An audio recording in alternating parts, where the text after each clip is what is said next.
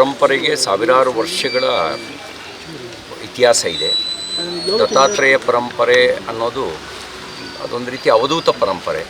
ಅಂದರೆ ಇದ್ದೂ ಇಲ್ಲದಂತಿರುವ ಪ್ರಾಪಂಚಿಕ ವ್ಯವಹಾರದಲ್ಲಿದ್ದೂ ಕೂಡ ಒಂದು ರೀತಿಯಲ್ಲಿ ಮುಕ್ತರಾಗಿ ನಮ್ಮ ಆಧ್ಯಾತ್ಮಿಕ ಆದರ್ಶದ ಪಾಲನೆ ಮಾಡ್ತಕ್ಕಂಥ ಒಂದು ವ್ಯವಸ್ಥೆ ದತ್ತಾತ್ರೇಯ ಪರಂಪರೆ.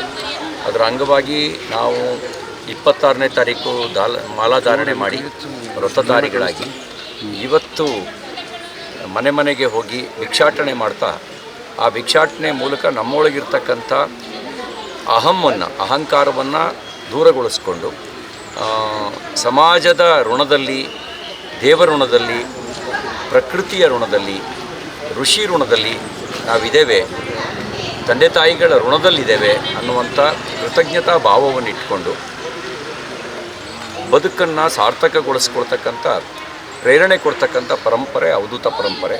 ಆ ಅವಧೂತ ಪರಂಪರೆ ದತ್ತಾತ್ರೇಯ ಪರಂಪರೆಗೆ ಪೂರಕವಾಗಿ ಇವತ್ತು ಮನೆ ಮನೆಗಳಲ್ಲಿ ಹೋಗಿ ಭಿಕ್ಷಾಟನೆಯನ್ನು ಬೇಡಿದ್ದೇವೆ. ಅವರು ಕೊಟ್ಟ ಭಿಕ್ಷೆಯನ್ನು ಕೃತಜ್ಞತೆಯಿಂದ ಸ್ವೀಕರಿಸಿ ಅದನ್ನು ಇರುಮುಡಿ ಹೊತ್ತು ನಾಳೆ ದತ್ತಪೀಠಕ್ಕೆ ಹೋಗಿ ಅಲ್ಲಿ ಸಮರ್ಪಿಸ್ತೇವೆ.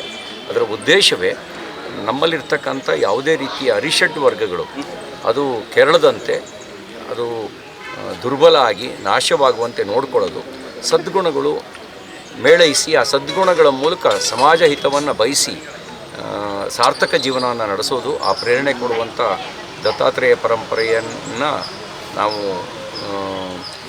ಮುಂದುವರಿಸ್ಕೊಂಡು ಈ ವರ್ಷವೂ ಕೂಡ ಮಾಡ್ತಾಯಿದ್ದೀವಿ. ಇವತ್ತು ಚಿಕ್ಕಮಗಳೂರಿನಲ್ಲಿ ದತ್ತಾತ್ರೇಯರ ಭವ್ಯ ಮೂರ್ತಿಯ ಶೋಭಾಯಾತ್ರೆ ನಡೆಯೋದಿದೆ. ನಾಳೆ ದತ್ತಪೀಠದಲ್ಲಿ ದತ್ತಾತ್ರೇಯ ಜಯಂತಿ ಸಂಪನ್ನಗೊಳ್ಳೋದಿದೆ. ಎಲ್ಲರೂ ಬರಬೇಕು ಅಂಥೇಳಿ ನಾನು ಎಲ್ರಿಗೂ ವಿನಂತಿಯನ್ನು ಮಾಡ್ತೇನೆ.